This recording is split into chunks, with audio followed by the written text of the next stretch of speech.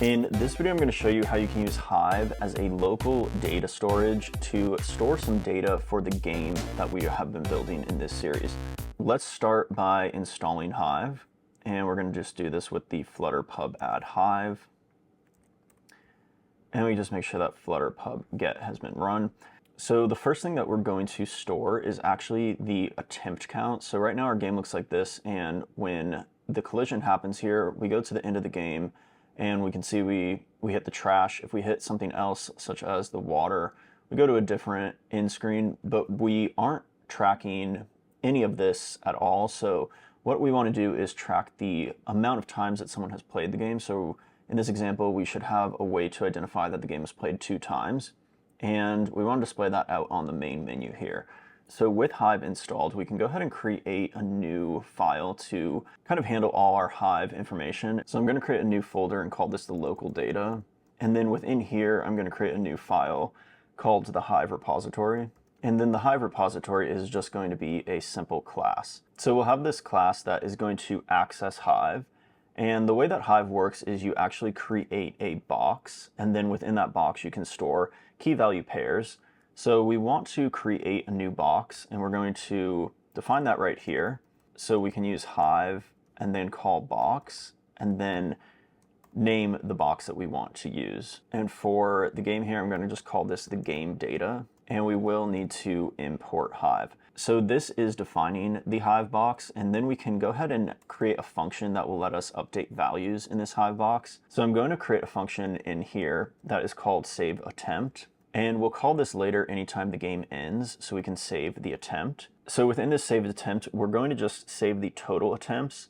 So we can define what the total attempts will be and call this variable just the attempts. And the attempts here are going to be saved in the box, so we want to check if any attempts are already saved in the box. So we're going to look at the box and then get the value of the total attempts, which of course is going to be 0 when we start because we haven't saved anything there. So we also are going to set a default value of 0. So basically right now, if we were to get this attempts variable, since nothing has been saved in total attempts, we're just going to have the value of 0, which is exactly what we want. And now what we can do is increase this attempts value by 1. So with that, we're going to use the box.put, and we're just going to give it that key value pair. So the key is going to be this same key up here, and then the value is going to be our attempts value plus 1. So we are basically just incrementing our attempts by 1. There are a couple things still missing. The first thing is we are using this box here, we have it defined, but we never actually opened the box or even initialized Hive. So we need to do that first, and we're going to do that in the main.dart file. To initialize Hive, this actually needs to happen asynchronously. So we're going to convert our main here to an async. And then before our run app, we can initialize Hive, and we'll just use an await here, and then call hive.init flutter. You can see right here though, our init flutter is not actually working, and that is because we're using the Hive package, but we need to be using the Hive Flutter package. So if we go back into Hive here and look at the documentation is actually pretty good, and if you look at the quick start guide, you can see that there is a second package that we can add, which is Hive Flutter. And then we can also add the Hive generators in the build runner. We can just add Hive Flutter with Flutter pub add Hive Flutter. And now we can go back into our pubspec.yaml, and you'll see we have Hive and Hive Flutter. Then in our dev dependencies, we're going to add the Hive generator and the build runner. And then we can just make sure we run Flutter pub get. And the reason you need the build runner and the Hive generator is because depending on how you use Hive, you can actually have it generate some type adapters, which is not actually going to be covered in this, but if you had custom objects that you want to store in Hive, you can use these type adapters. But we're going to be keeping it simple in this video and just storing simple key value pairs. But now that we have Hive Flutter, we can remove the Hive import and instead import Hive Flutter. And now you'll see this init Flutter will work. So once Hive is initialized, we want to go ahead and open up that box that we're using. And we're using, of course, that box that's just called game data. So then after we awaited the initialization of Hive Flutter, we can await the opening of that box, which we'll do with hive.openBox, and then we'll pass in that new box. And since we're opening this box before the app even runs, we're always going to have access to this game data box. So back in our repository, we don't need to worry at all about opening the box. We can just use the box. So we have this function now to save attempts, and we want to call this now when the game ends. And there are a couple different ways you can do this. Of course, we have this class, so you can directly call this class and then call the function on this class with something like this, and this would be somewhere else in your app. You could call, you can create an instance of that and then call save attempt. And this is a way that this could work, but I'm actually going to use Riverpod and set up a provider to access this one time, and then we can use that provider throughout to call all the functions that are going to, in time, be made within this repository. So to install Riverpod, we can just go to the Riverpod docs and click the Get Started, and then just add all these dependencies here. And then we can go back to our main app here, and we need to wrap our game in a provider scope. So we can just wrap this in a widget, which will be a provider scope. And now we should be able to access Riverpod throughout our app. So if you're not too familiar with Riverpod, you can look more in the docs about it, but as I said before, what I'm using this for is just a way to access this repository and the functions within it. So if you want to use provider or block or some other state management system, or even just use the class directly as I showed, the Riverpod portion of this is not required, but I think Riverpod is a nice state management tool and makes this a little bit easier. So we can create the provider with the Riverpod annotation here. And we do want this provider to be kept alive. So we're going to be passing in keep alive equal true. And this is just because we always kind of need access to this repository. But with the generator now, we'll just do the Hive repository, and then we'll call this the Hive repository provider, which will get auto-generated with this. And then we pass in the ref here, and the ref will be generated as well. And then we're just going to return the instance of the Hive repository, which of course is right there. So it looks like we actually have a typo here, and this should be Riverpod. And then once we have that, we should be able to import Riverpod. And then to get this to auto-generate the actual provider, we need to include the part and then give it the file to have it generate. So it's going to be the Hive repository .g.dart. Now if we save this, we actually need to run the generator. So to run the generator, we'll use dart run build runner, and then add that watch-d. So this should look for all the files that have a part in it like this and generate the auto-generated code, which is going to be defined in this case with this Riverpod annotation here. We are getting an error, and that is actually, of course, because this is also a typo. So you need the name of the file that you are in and then the .g.dart. So now we have this auto-generated file, which is created right here. And this is not something that you should touch, but basically what this is doing is just creating that provider for us, which we will be able to access with the Hive repository provider. We can close out of that, but now we can go ahead and use the Hive repository provider and save our attempt when we end game. So on one of those collisions when the game actually ends. And where this is happening in our game is actually on our game screen. So let's find our game screen here. And the game screen is initializing our game in the init state. So we have our game here, and we have that end callback on our game. So basically every time the game ends, this end callback function is being called. So this is a good spot to actually save our attempt. And then down here is where we're actually just redirecting. So to access our provider, we need access to the Riverpod ref. And we can get that by converting our end screen from a stateful widget to a consumer stateful widget. So if we change this from a stateful widget to a consumer stateful widget and then import the Flutter Riverpod, we would also change this from state to a consumer state. And then also this state here will change to a consumer state. And now we will have access to the ref, and with the ref we can just read the provider that we created. So again, that's going to be our Hive repository provider that is auto-generated with our generator. So we're really actually accessing this here. And then from in here, we can just call that function that we created, which is going to be that save attempt function. And then the last thing is we just need to also import that Hive repository provider.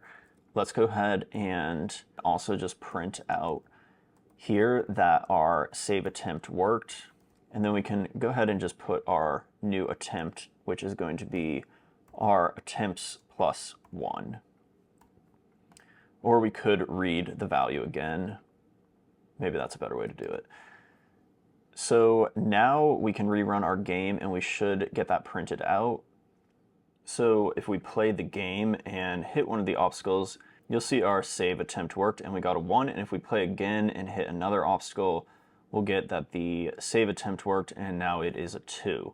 We can also display our saved attempt on the main menu. So if we go to our views and then the menu screen, we can access that value in Hive by getting the key directly from the box. So within our Hive repository, we can create a simple helper to get any value from the key. And we're just going to call this get value. So then we can call our repository and then call get value and pass in that key. And it's just going to return the value from that key. Back in our main screen, we need to do the same thing we did on the game screen and convert this to a consumer stateful widget.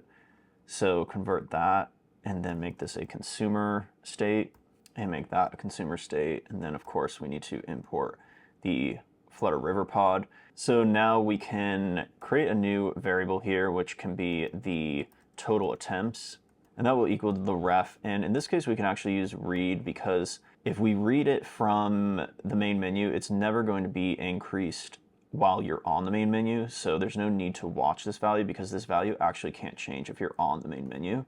So read is a fine version to use here. If you were doing something where the value could change while you're on the screen itself, then you would want to use watch instead of read. But we can just use read, and we'll do the same thing that we have for our provider. So we're going to be using that Hive repository provider here, and we will need to import that. And then we can call that new get value, and then we're going to pass in that total attempts.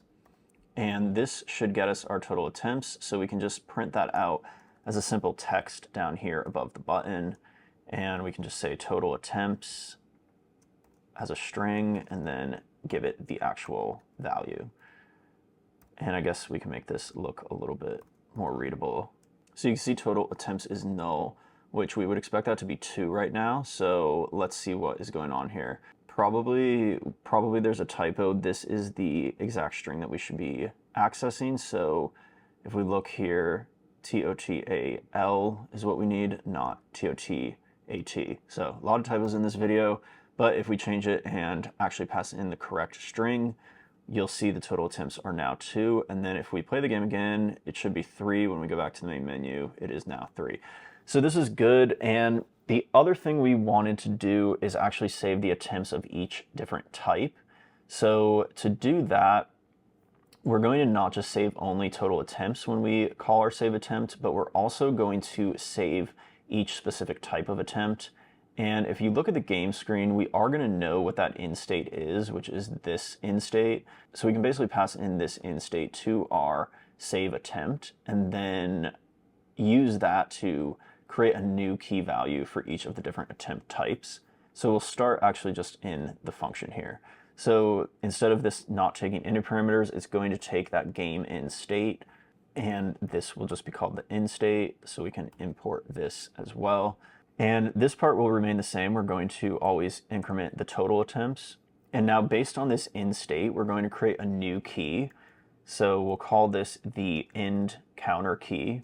And this key is going to take the value of our end state here as the name. And what that means is we're basically going to get this exact value here. So it'll be trash, water, fire, recycle. And then we'll take that name and append to it an end count. So what this would be, for example, if the end state was water, it would look like water end count. This would be the string that our end counter key would actually be set to. So we do need a semicolon there. I'll move this print down a little bit.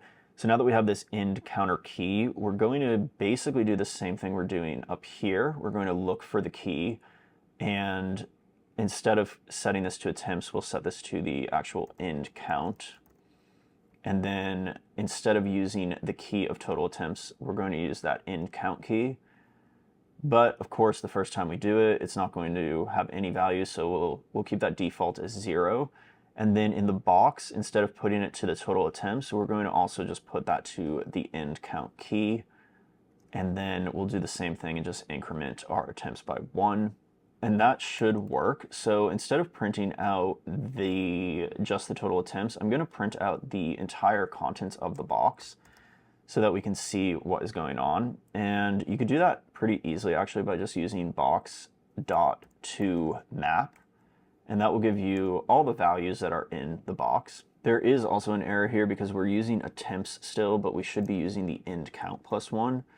So of course, this is going to be the specific key. So again, it might be like water end count. And then we're going to get the count, the current count. So if we already hit the water once, we'll get that water end count based on that key. And then if not, then we're going to, or actually either way, we're going to increment that value by 1. So it's the same logic of what's going on with the total attempts. It's just going to be working for each of our game types. And the last thing we need to do is just pass in our game end state from here, which we conveniently already have right there. If we hit this and let's say we hit the water, we should get the water end count. And actually we're not displaying it on the screen, but you can see the water end count is 1. And if we start the game again and now hit trash, we get the trash end count of 1. If we play again and hit the water one more time, you'll see our water end count is 2. So this is good, and if you want to print these out, you can do it the same exact way that we're doing it with our total attempts here. Instead of actually defining the value here, what you could do as well is just call this the database or the repository or whatever you like, and then move this down to the actual text area here and just call db.getValue, and then we'll get the value for that, and then we can do it for all of our other ones. So we can just do the fire here, or actually I guess trash is first. We can do trash first, and then we can do the trash end count. All right, so now all of our 4 types are being shown, and you can see if it doesn't exist, we are getting a null value, which is expected because those haven't actually been an end state yet. So if we go ahead and hit fire, you can see now it is a 1. There are some other instances in our app where we will be using Hive. One of them is we're going to track the user's level. So right now we do have all 5 of our levels set up, and if you want to go back and look at that, you can watch the video, which is in the playlist, but we have 5 levels currently, and how we want this to work is basically you'll be on level 1 until you hit the recycle bin, and once that gets updated to 1, then you'll move up to level 2.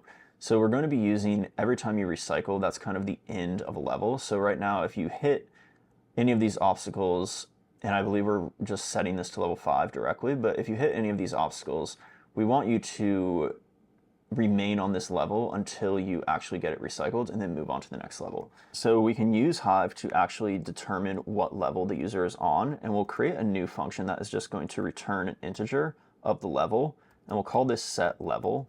And then, as I was saying, the level is going to be determined by the recycle end count. So we can define that as the recycle end, and then just get that value from the box, which will be our recycle end count. And of course, if that doesn't exist, we do want that value of 0 to be returned. So then what we can do here is just return the level based on that recycle end count. In a simple sense, returning the recycle end count plus 1. However, we don't want to ever return a level that's less than 1 or a level that's more than 5. So what we can do is actually clamp this between 1 and 5. So if we add a clamp of between 1 and 5, then we'll basically be using the recycle end count, but we'll always be getting a value between 1 and 5 because this specific game really only has 5 levels. And just so that we know what is happening here, we're going to print out this as well. And the last thing we need to do is just pass in this set level to our actual game. So if we go to our game, Go Green Game here, this is our actual game, and we can find where we're setting the level, which is actually going to be on the world. So that will be the Go Green world. And we load the level here, and if we go down a little bit more, we'll see where we're loading the level of level 5. So we want this to be based on that Hive value that we can pull from set level. But we won't be able to use ref in here. So in a similar way of how we're using our end callback, we can pass the level in when we are defining the game as well. And this is happening back in our game screen. So where we define the game, we're going to pass in a level. And this is going to be the level that we are reading from our Hive repository. So we'll read it in a similar way, and then we can call that set level. So that will give us that integer. And then in our Go Green game, we're going to be requiring the end callback as well as the level. And then the level here will just be that simple int. And then now in our Go Green world, we can use the game.level for our actual level value. So at this point, we would expect our level value, if we save all these files, to be level 1, which is the simple one with just the trash obstacles. So there's that. And if we click this and end the game, we still expect to be at level 1. So that is going to happen actually until we get to that recycling bin and get that up to a recycle end game of 1. So let me go ahead and just win this first level. So we got to the end state there, and if we look at our Flutter box printing out here, we get that recycle end count of 1, which of course we should also see on the menu here. And if we start the game now, we should be on level 2, which we are because level 2 introduces the water obstacle. And this is how the levels are going to work. So the user is going to remain on this level now until they get to the recycling bin again. And then once they get to level 5 auto-generates different obstacles. So they'll just be on level 5 for the remainder of the game. So this is going to be it for this video. We have Hive installed now, and we can use it to store local data on the user's device for different aspects of our game.